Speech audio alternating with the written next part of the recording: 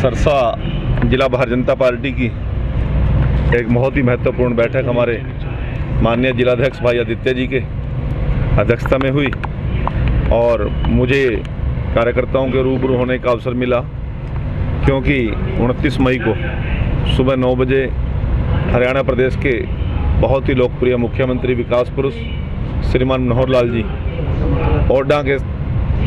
Voda में सुबह 9 बजे एक विशाल जनसभा को संबोधित करने के लिए आ रहे हैं। और उस विशाल जनसभा में सरसा जिला का कोरोना काल के अंदर और जिस प्रकार से 2 साल से बहुत सी विकास योजनाएं जो रुकी हुई हैं उनको एक नई दिशा, उनको एक नई शुरुआत देने का काम करेंगे। आज इस सभी को लेकर हमने ये बैठक यहाँ पर तय की है और 29 तारीख को मुख्यमंत्री जी के साथ हमारे मंत्रिमंडल के बहुत से सहयोगी इस कार्यक्रम में रहने वाले हैं। क्या माना जाए बेदी जी की काफ़ी लंबे समय से बातचीत बजट में भी काफ़ी आती है, मेडिकल कॉलेज की, तो इन जैसी तमाम परियोजनाओं का उद्घाटन शिलान्यास कोई बनेगी कहीं? हाँ, जब मुख्यमंत्री जी आ रहे हैं तो जिला की प्रगति रैली होगी, हमारे पूरे पंचों विधानसभा उसमें शामिल रहेंगी। तो जितनी भी विकास योजनाएं जो कंप्लीट है या जिनका हमने शुरुआत करनी है वो सभी कार्यक्रमों को विस्तार रूप हम देने का काम करेंगे। निकाय चुनाव, पंचायती चुनाव, दूसरे चुनाव है, कितनी तैयार है भाजपा?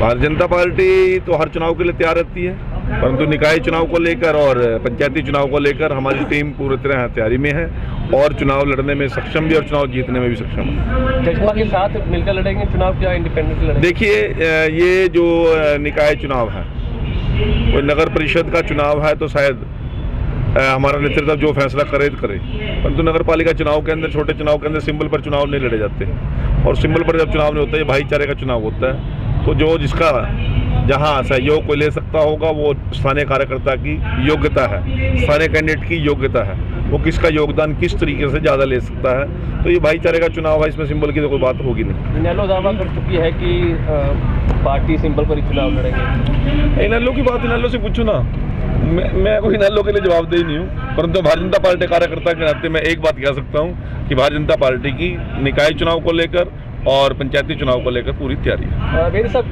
कांग्रेस की जिस तरह से हालात चल रहे हैं पंजाब के बाद अब हरियाणा में, क्या लग रहा है? और दूसरा सवाल ये है कि बदलाव भी हुआ कांग्रेस में, चिंतन शिविर शुरू हो गया है जहां राहुल गांधी और प्रियंका गांधी भी गए हुए हैं। देखिए, बड़ा चिंतनीय विषय है।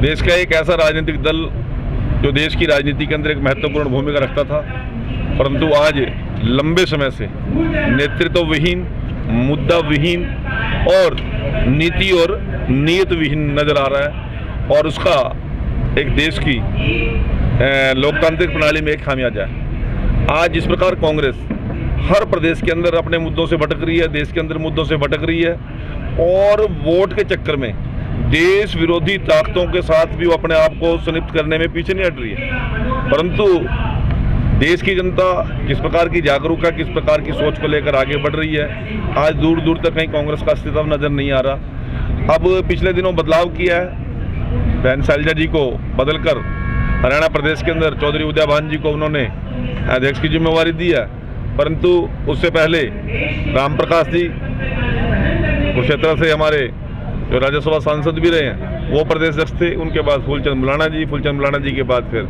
अशोक तंवर जी के बाद शैलजा जी के बाद उदय भान जी।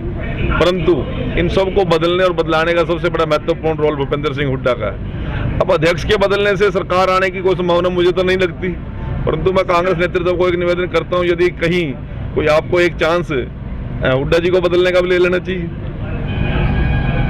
अब इन अध्यक्षों को बदल के जो केवल मोहरे फिट करने के लिए कांग्रेस अध्यक्षीय प्रणाली का अपमान कर रही है और खास तौर से लगातार जो दलित समाज के, हमारे अनुसूचित जाति समाज के लोगों को अध्यक्ष बनाकर अपमानित करके कुर्सी से उतारने का पूरी जनता के अंदर रोष है, पूरे अनुसूचित जाति समाज के अंदर रोष है। पंजाब के बाद हरियाणा में अपना वर्चस्व बनाएंगे और सरकार बनाएंगे। मैं एक बात कहना चाहता हूँ, पंजाब में जो आम आदमी की सत्ता आई है वो कांग्रेस का फेलियर है। भारतीय जनता पार्टी तो पंजाब में कहीं थी नहीं। कांग्रेस नेतृत्व ने जो गलतियां की है उसका खामियाजा कांग्रेस नेतृत्व को भुगतना पड़ा, परंतु जहां जहां बीजेपी सत्ता में थी, चाहे उत्तर प्रदेश है, गोवा है, मणिपुर है और कहाँ चुनाव था, उत्तराखंड, कहीं आम आदमी पार्टी खाता खुला, क्योंकि भारतीय जनता पार्टी लोगों के दिलों में भी है, लोगों के दिमाग में भी है। इसलिए जो मुंगेरी लाल के हसीन सपने लेकर कुछ घिसे पिटे नेता कांग्रेस और अन्य दलों को छोड़कर वहां जा रहे हैं और अपना भविष्य तलाश रहे हैं, लोगों के चेक किए हुए लोग हैं और उनको बार बार चेक करके ही छोड़ा है लोगों ने। तो इसलिए कोई लोगों को उम्मीद नहीं है। और हरियाणा में भी मनोहर लाल जी और ओम प्रकाश धनखड़ जी के नेतृत्व में, श्रीमान नरेंद्र मोदी और अमित शाह जी के नेतृत्व में, JP नड्डा जी के नेतृत्व में भारतीय जनता पार्टी लोगों के दिलों में भी है और लोगों के दिमाग में भी। महंगाई बढ़ रही है, महंगाई दर बढ़ रही है, क्या कहेंगे? देखिए, मैं आपको एक बात कहना चाहता हूँ, हर चीज़ के अपने अपने पैमाने, अपने अपनी सोच और अपना अपना नजरिया। महंगाई के लिए यदि आज देश का नेतृत्व हर चीज़ को कंट्रोल करने में हम लगे हुए हैं और कंट्रोल कर भी रहे हैं, और इसके साथ साथ जितने साधन संसाधन हैं उनका हम जबरदस्त उपयोग भी कर रहे हैं, उनको जनता के हित में उनको लेकर आ रहे हैं। तो इसलिए मैं आपके माध्यम से अपील करना चाहता हूं कि किसी को ज़्यादा भावुक और परेशान होने की आवश्यकता नहीं है। देश के अंदर मजबूत नेतृत्व है और मजबूत नेतृत्व के होते प्रदेश और देश की जनता को किसी प्रकार की कमी नहीं आने देंगे।